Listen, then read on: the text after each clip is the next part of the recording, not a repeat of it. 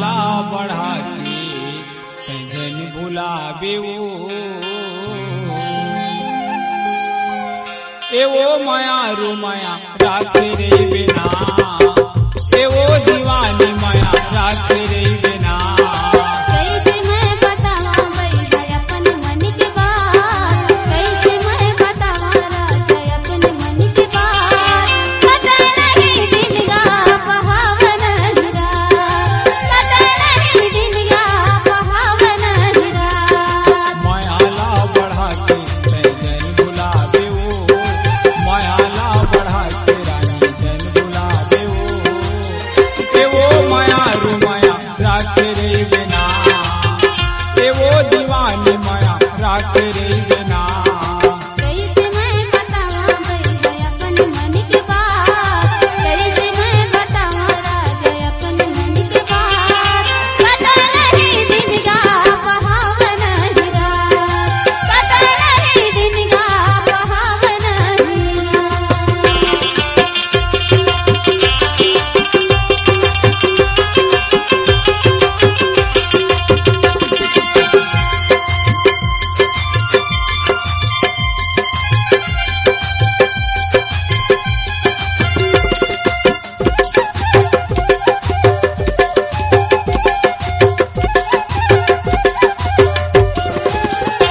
सुरता हया के बही रही रही के मोला जीव तरस रानी देखे बिना तोला जीव तरस बही देखे बिना तोला सोच रहे मैं तोर संग मदिन बिताऊं अपन घर के तोला राजा बनाऊं अपन घर के तोला राजा बनाऊं सुरता हया के रानी रही रही के मोला जीव तरस बही देखे बिना तोला जीव तरस रानी देखे बिना तोला सोच रहे मैं तोर संग मदिन बिताऊं अपन घर के तोला राजा बनाऊं अपन घर के तोला राजा बनाऊं देखे बिना मोर मन कलपत रही वो देखे बिना मोर मन तरसत रही ना एवो माया रू माया राखे रे बिना एवो दीवानी माया राखे रे बिना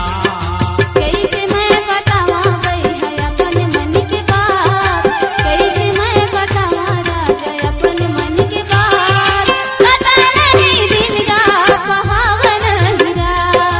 कटे नहीं दिन गा पहावन हिरा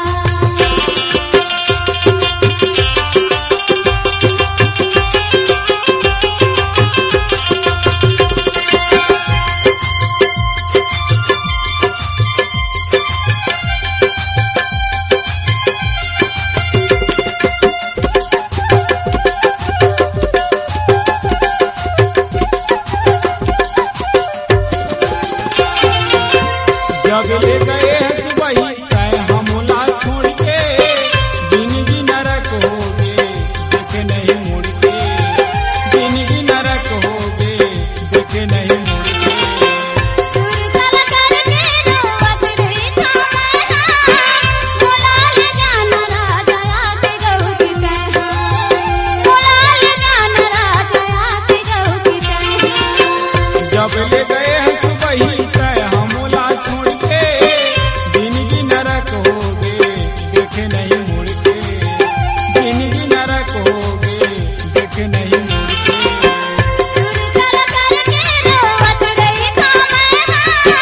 बोला ले जाना राजा आके गऊ की तैहा बोला ले जाना राजा आके गऊ की तैहा रूप राम ला रानी का बरतर सा डाले वो